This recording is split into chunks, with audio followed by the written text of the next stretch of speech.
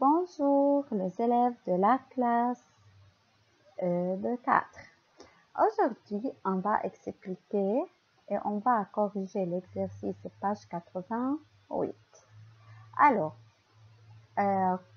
comme on sait que les champs lexicaux en français est polysémique, et on va encore trouver ou rencontrer plusieurs synonymes de mots. Donc, on prend les mots toujours selon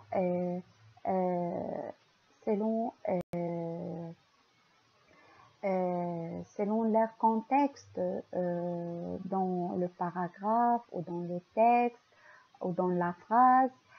Donc, aujourd'hui, on va parler des adjectifs petit et grand. Donc, petit et grand ont plusieurs sens. Donc, il est petit, donc signifie qu'il est jeune. Donc, il est petit pour son âge, donc il a une taille inférieure à la moyenne. Donc, il est grand, il est de haute taille. Un grand bruit, c'est-à-dire un bruit très fort.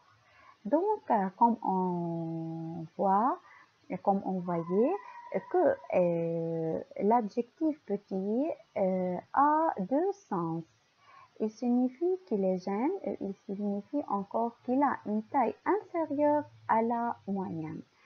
Et l'adjectif grand encore a plusieurs sens selon ces deux phrases. Comme par exemple, il est grand, il est de haute taille. Un grand bruit signifie qu'il y a un bruit très fort, un bruit dérangeable. Ici, dans cet exercice, on va remplacer le mot grand par l'adjectif synonyme qui convient. L'adjectif grand ici, on peut le remplacer par le mot épais, le mot gros, le mot important, le mot adulte, le mot glorieux, le mot haute et le mot vaste.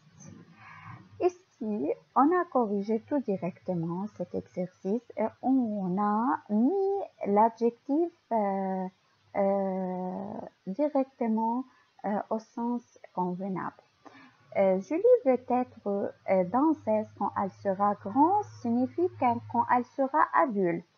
Mon père a d'épais sourcils, mon père a d'épais sourcils. Ma tante a un gros appartement, c'est-à-dire un vaste appartement. Paul pleurait beaucoup. Il avait un grand chagrin, c'est-à-dire il avait un gros chagrin. Bchar al-Khouri est un grand homme, c'est-à-dire est un glorieux homme, donc cet homme est plus glorieux. Donc il a accompli d'importantes actions.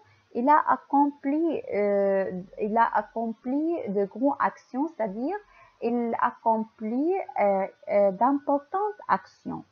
C'est une haute montagne, donc c'est une grande montagne, ça signifie c'est une haute montagne. Bon courage.